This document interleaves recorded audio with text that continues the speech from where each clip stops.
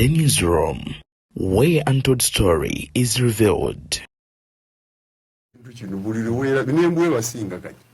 Esinga government yenare lwansonga emu embwa bw'eba etambula olugendo efuka buli masanganziro oba wali okigenderera embwa ebeera efukafuka mu masanganziro ensonga emakinga bwe naaba nkomawo naayitawa embwa kyekigifisa mu masanganzira njagala okugenda maaso n'okubeera nga mabuuzaako mwebale genda maaso n'okuba nga mutugoberera ku Beyond the Newsroom. Nze Deni akutuusaako ensonga nkusaba n'obwombeefu obw'ekika ekya waggulu. Vidiyo eno nsooka ogimpereka like bw'ogiwa like oba ogiwadde muliro ogukitambuza otuuka ku buli sekinnoomu. Ate era nga bw'eri enkola yaffe gwe yakasooka okuba ng'olaba vidiyo zaffe nkusaba osooka osubscribinge ku mukutu guno onyige mu kadaako okagye mu personalize okasem all of n'emboozi zonna nga bwe tugenda maaso n'okubeera nga tuziteekayo. Kyalwaddaaki musajja mukulu amanyikiddwa nga Minisita Balam nga ye w'abavubuka n'abaana agenze maaso n'okubeera nga agwa mu mbi kiki nno lwagenda maaso n'okuba nga abaana bagenze maaso n'okuba nga bakisusa ekyokutimba ekikonde kya Muhoozi kye yasaba Bobi Wine n'agamba nti challenge accepted. Olwaleero avuddeyo Balam n'avumavuma Bobi Wine n'amulangira okubeera nti ebiseera bye byandigendedde maaso n'okubeera nga azannya Ebuvanjuba nebugwanjuba ewaka wasigalawo ewasinga. Beyond the Newsroom gwe mukutu ogukuleetera ekyo ekisinga katiranga naffe ng'oyita ku noti 771 44 53 ne noti 744 26 41 na bino bikulu tetulanga bafere tetulanga basawo ba kinnansi n'abagwa mu koowa eryo mwebale kutuwagira. Thank you. konde nakuba oboolyawo n'awangulira Uganda omusipi yabimala mu kunywa njaga n'ebintu ebiringa ebyo. Abaana ba Nuupu bamusazeeko era we twogerera kaakati gakaaba gakomba. Kanso Elias Luyimbazi Nalukoola ebigambo biwanvu kaakati nno wuuno omusajja mukulu amanyikiddwa nga Honorable Munyagwa avuddeyo n'ategeeza nti singa Nalukoola teyalayidde twabadde ffe tuli beetefutefu okubatuwala mu kkooti. Wulira ebigambo bino. President ow'emyaka 90 tasobola kuvuganya na wa myaka 43. President wa Nuupu mu Buganda, Deputy President wa Nuupu mu Buganda amanyikiddwa nga Muwanga Kivumbi Muhammad avuddeyo n'agenda mu maaso n'okubeera nga ayisa mu President Museveni yaggaale n'abawagizi b'ekibiina ky'NRM. Nkusaba obiwulirize. Tosobola kuba ng'olina president wa myaka 80 n'agenda kompitinga ne president wa myaka 43. That's also an issue which they cannot address. Ngoina president Rugojani wa myaka 80. Manya abantu ab'emyaka 80 abali mu Uganda tebayira mitwalo 12. Mu Uganda yonna abenkana Museveni ne mukyala utakyala 10. Temusobola kubanga candidate wamwe takyalina ku kyalo gwagenda nanga nti yamumanyi. So takyalina obi takyalina ogibona bagenda. Kakati ye candidate gwe bayina a very old aging candidate. Two, teri muntu gw'omatiza olwaleero nga yakuulidde nga president akozesa billion 3.2 per day nga n'amalwaliro temuli ddagala. Police ogikubira nga bakubbye ekusaba amafuta. Kakati nno ebya Muwanga Kivumbi nga mbitadde awo. Musajja mukulu amanyikiddwako obulungi nga Balam avuddeyo n'agenda maaso n'okubeera nga aweebula n'okuyisa amaaso mu Bobi Wine Robert Kyagulanyi Ssentamu ng'agamba nti ono akaseera ke yandibadde azannyiramu ebikondo tuwangulira emidaali yakamala mu kunywa njaga ne twebuuza oba ye Balam ebyo yakatuwangulira bimeka. Munywanyi nze nno naawe kansooke nkuwe vidiyo ya Balam ogirabe. Ebitone byammwe nga mumala obudde nga muli mu kunywa njaga na sigala ngoyo gwe nalabye agezaako okukuba ebikonde singa teyanywa njaga na sigala yandadde awangulira Uganda omudaali naye obuddewo obusinga yabuteeka mu njaga kati alaba nti asobola okusula trailer kati gwe alabako lightweight asobola okukuba heavyweight champion. Oli heavyweight champion gw'oli lightweight wa karate kati wa karate ayinza okusinga oli. So abavubuka mugezeeko okwetaba mu mizannyo temunywa walagi temunywa njaye temunywa na birala musobola okukwata flaga yaffe ya Uganda. Tuleme okumala obudde mu njaga ng'oyo gwe mwalabye ali mugezesa ebikonde mbu asobola kuba boss wange oyo ng'akubaani naawe. Buli muntu aba n'eddembe oba olyawo okwogera by'ayagala. Minisita Balam yavaayo mu wiiki gye tukubye amabega n'atutegeeza nti abaana ba Nuupu mu kalulu k'e Kawempe baagenda ne loole z'amayinja 5 ne bakwata era ne bagenda mu maaso n'okkuba abantu era nga bakola effujjo n'okuyiwa obululu okukola byonna baali baana ba Nuupu nga bambadde oba olyawo uniform za JAT. Ye musajja mukulu amanyikiddwa nga Balam n'ebigambo bye byagenda mu maaso n'okubeera ng'akozesa ensangi zino. Kakati yawo wennyini musajja mukulu wuuna amanyikiddwa nga Munyagwa agamba nti Nalukoola singa teyalayidde twabadde tugenda batwala mu kkooti ate abo bandituwulidde nnyo kubanga ate bo bannamateeka balungi okuviira ddala ku Nalukoola mwennyini n'abo abalala abali emabega we ku kitebe kya Nuupu. Singa tebalasazeewo okulayiza Nalukoola kkiriza kumulayiza abadde ajja batwala mu kkooti abadde ajja batwala mu high court ng'ayitira mu application gye tuyita eya judicial review. Mu application eya judicial review yandigenze mu kkooti ng'asaba order gye tuyita an order of mandamus. Order of mandamus yandibadde eragira Parliament nti mulayize Nalukoola amangu ddala. So byonna abadde tebalina way out okujjako okulayiza Nalukoola. Ne batandi mulayiza ng'amaze okubeera gazetted yabadde agenda mu high court afune order of mandamus. Mandamus we malufuluma oyino mulayiza. Okay. Lopu Joel Ssenyonyi Besekezi si musanyufu n'abaana abagenda mu maaso n'okubeera nga basibibwa okuli ne Dr. Kanokiza Besigye nga kkooti ensukkulumu eyakuno yagenda dda mu maaso n'okubeera ng'egamba tekikkirizibwa civilian kuwozesebwa mu kkooti z'amagye naye nga mpaawo naguno gwaka okuviira ddala eri ku nnaku z'omwezi 30 January paka kaakati tebafunanga oba oliawo bwenkanya kuteebwa ku abantu bano booleetebwa mu kkooti eza bulijjo oba ez'abantu ba bulijjo. Joel Ssenyonyi Besekezi ebigambo bye bino. Finally, Right Honourable Speaker, do allow me to request for response from government on a matter that is not related. Honourable Speaker, on the 31st of January this year, the Supreme Court issued a ruling that civilians have got no place under our military courts, the country's military courts. We pushed to see that, as had been directed, those files get to be transferred from the General Court Martial to the civilian courts. As we speak today, it has happened for some, Dr. Kiza Besigye, Hajo Bed Lutale, and we're now pursuing to see that they get bail because they deserve their freedom. But, Right Honourable Speaker, there is several other people for whom files have not been transferred. The likes of Yasin Machete, Sheriff Kalanzi, Agaba Anthony, also known as Bobi, and a plethora of others. Their files have not been transferred, and we don't know why. We thought that government was going to move quickly to adhere to the Supreme Court ruling. Can we get an update? Because these people keep asking us, their families keep asking us, is government not interested in respecting the order of the Supreme Court? Are they not planning to? What exactly is happening around that matter? It's important that this matter is responded to, Right Honourable Speaker. I thank you. Thank you.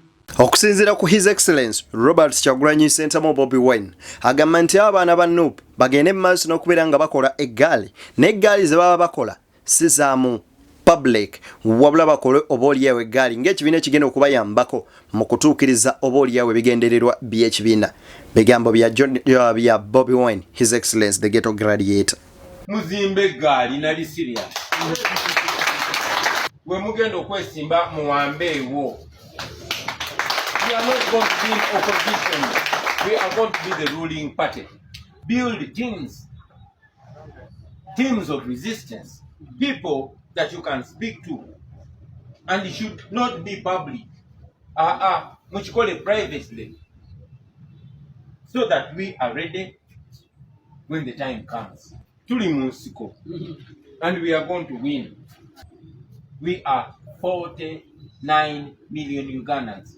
But it doesn't make sense winning the presidency when we are light on ground. So let us be strong on ground.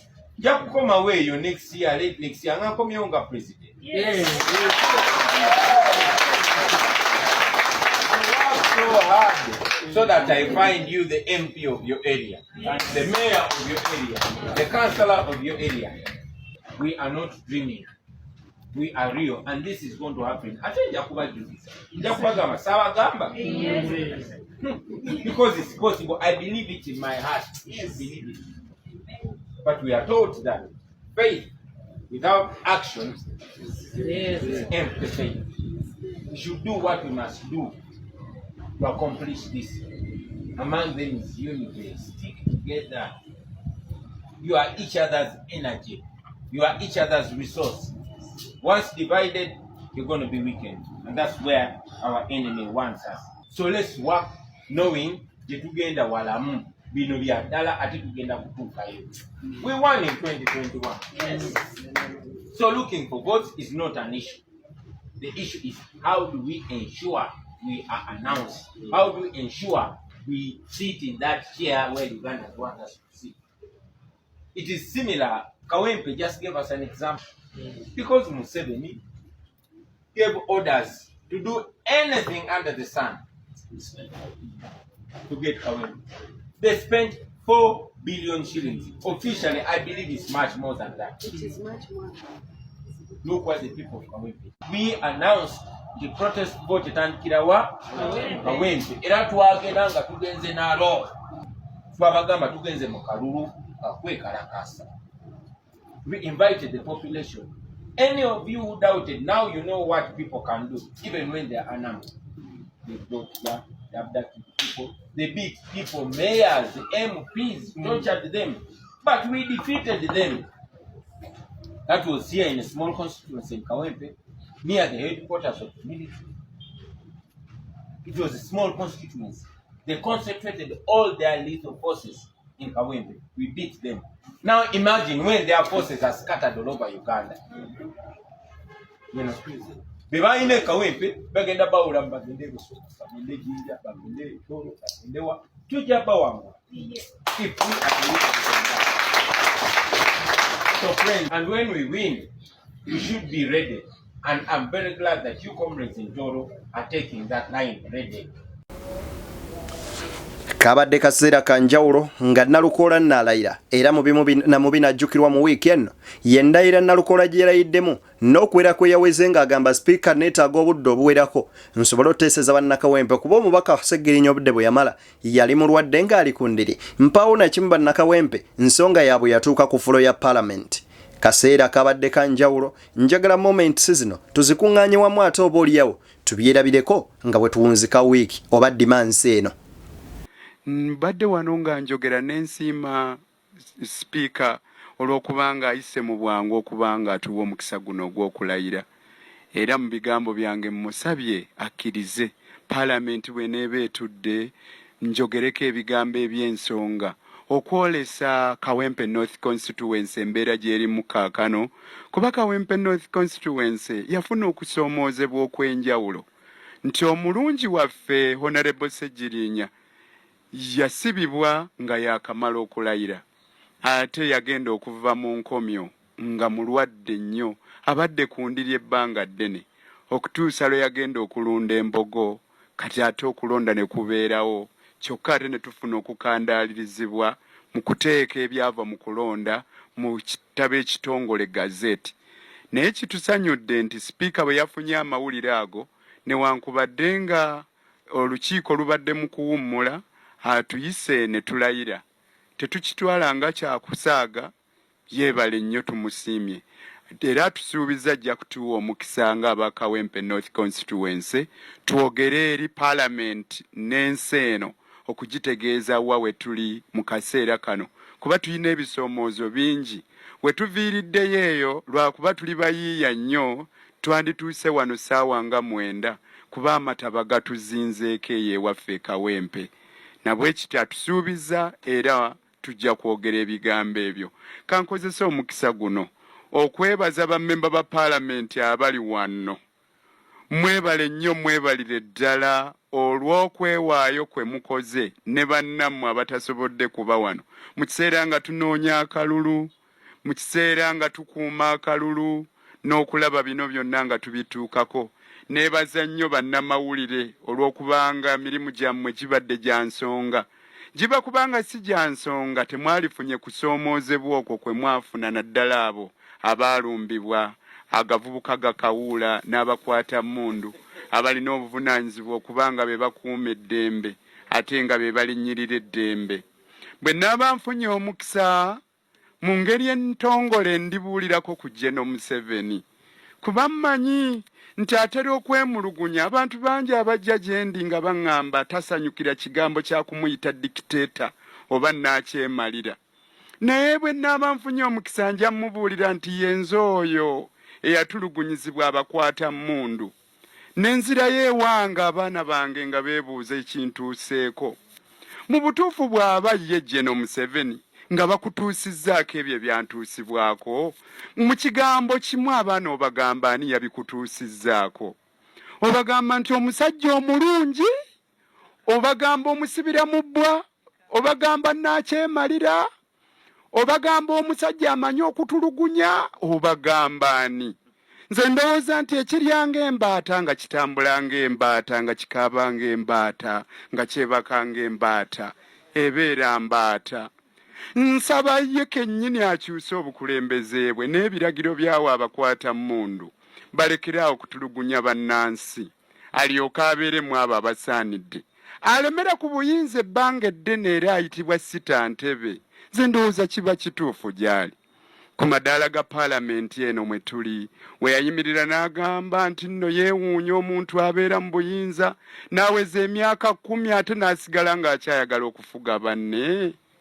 Bwe yatuuka n'akyusa nga Napoleon bwe yayogera mu maka g'abawansolo, n'agamba nali ntegeeza oyo akikola nga tafunye mandeeti y'abantu. Naye ate bwe tujja okuvuganya ate ne tutulugunyizibwa, kyewuunyisa oba ddala mandeeti y'abantu agifuna mu nfuna entuufu. Mandeeti y'abantu nze ndowooza alina gifuna ng'ayita mu demokrasiya, ng'oyo asinze yalangirirwa, nga tewali kutulugunya balala, nga tewali kulumbagana bannamawulire, nga tewali kuleeta bululu buwedde kutiikinga kujja nabo mu polling station obuyiwemu, nga tewali kuleeta mmundu zizisa byalo ewali abalonda abakutte peeni n'akapapula. General Museveni bw'onooba owulidde bino bye ŋŋamba, bifumiintirizeeko. Ekirala fumiintiriza ku bikolobero ebikolebwa abasajja bo n'abakazi.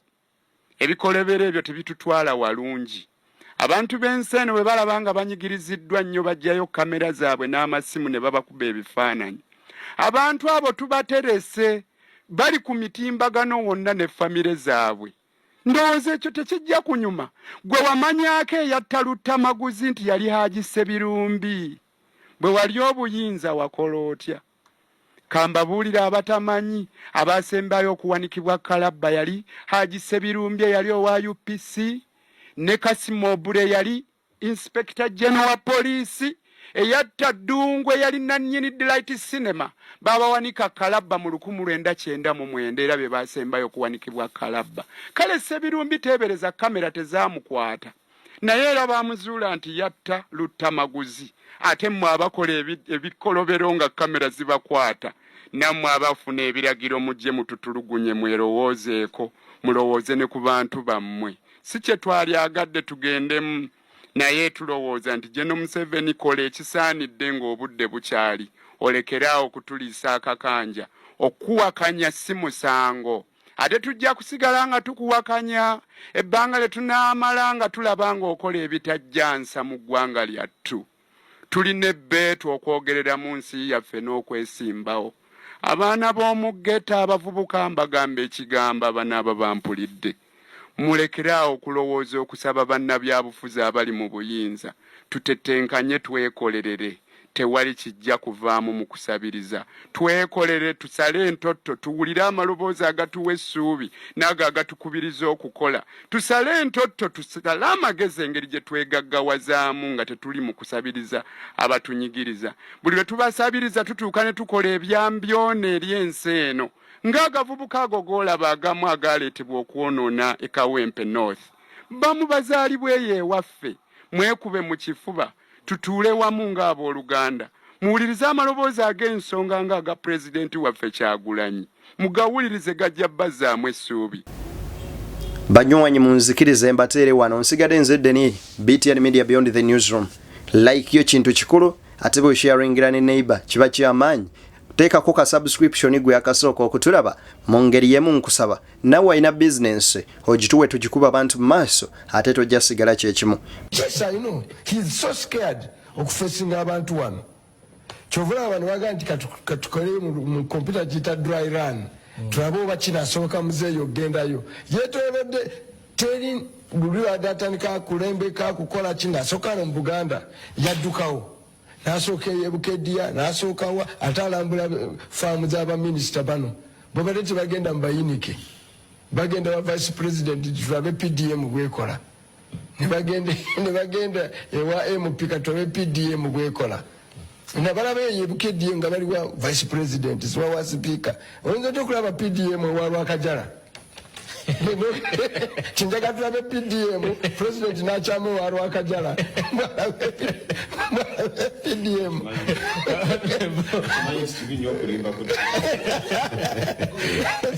ebifaananyi nolaba olusuku kubanga PDM nolaba olusuku oluteeketeeke nga lumazewo emyaka nogamba luno lwa PDM luno nti ono bamuwakakadde nakola olusuku kakati ebintu ebimu tebirimbika. First of all, they don't understand Buganda. Tusobola kumalawo bizibu bya Buganda okujjako ng'omazeewo ebizibu bya Uganda. N'olwekyo Uganda njagala Kiwanda ogitegeere nti omwana akolera ku faamu yo okufuna ebigenda mu maaso ajjayo bujja kasimu n'alaba ebyabadde Kawempe n'alaba n'afuna amawulire obuwumbi n'obuwumbi obubbibwa n'afuna amawulire nga bano beekobaana okukyusa ssemateeka babagambe nti bwe bakwatira ku kyalaawo bajja kutwala nga mu court martial. Ekyokubiri, Buganda ye region esinga kubeera kati with the landless people. Abantu abatalina baga nti lino ettaka lyange abasinga obungi bali mu Buganda. Oyo Kiwanda gyava saidi z'emubende eyo byalo ku byalo abajja okutununula baddayo ne ssente n'emmundu ne babagoba ku byalo. Ekibba ttaka tebala kibakozeeko neki eyo wali gold wali buli kimu abagagga beefunzaayo ne bagobayo abantu oyita ebukuye eyo oyo Kiwanda amanyiyo ng'olaba butawuni bukuze ebyalo bikalu ng'abantu babagobayo kuba wali ebyobugagga era abakulembeze bakuno bw'oyitayo bakubuuza nti awa Lwakajala eyo mairo ya Lwakajala basibayo fence ne bagoba abanaku ku byalo. N'olwekyo land issue mu Buganda is the biggest issue ebalemeddwa okukolebwako because solution yayo esinga obwangu yakufuna ssente baziwe ba landlord bawaaba ebibanja obwannannyini obwannamaddala. Gavumenti eno kubyekwattemu ebyenfuna terina busobozi kugiyitako. Ekirala boogera ng'abalowooza nti gavumenti eno ebaddewo myaka 5 ya myaka 40 myaka 40 mu Buganda. Even historical injustices ebutali bwenkanya bubalemye okukolako. Oyinza okulaba obwakabaka nga busirise ne buyina ekkonda ku mutima nti nga buli omu yafuna kyayagala endagaano y'eruwero bagivaako. Oyinza basanga eyo nga basirise nga olowooza babyerabira nedda bamanyi obulyazaamaanya to the extent nti balyazaamaanya kabaka. Ne babadde ng'ali mu mbeera simulamu nnyo yeetaaga obujjanjabi ng'ababanja bilioni 2.5 n'ezimu eziriko ekkooti ng'eriko kye bayita mandaba kooti egambye nti mumusasule ne bajja ne batwala nti eyo security issue era ne bewaŋŋamya olaba barakisi ezo ne bagaana ozigula baga nti oba muzitutte kale muzigule. Nakyo ettaka baalitwala kubatadde amagye gaabwe kubatadde emizinga gyabwe kubatadde intelligence facility they've refused to pay. Baga obwakabaka bubanja ssente basasula atyaka ne basasula ani ne basasula roko ne basasula simanye dihezi bilioni na bilioni za ssente ono ne bamugamba nti gwe tujja kuwangayo kano nga tumaze okukulayiza. N'olwekyo ebyo abantu babitunulira n'okunyolwa. Mubeere bulungi mweraba mbagaliza ate okweyagalira mu weekend ennungi abanywanyi tusinkane nga guludde n'oyo agenze mu maaso n'okuba nga asiima era anakkiriza.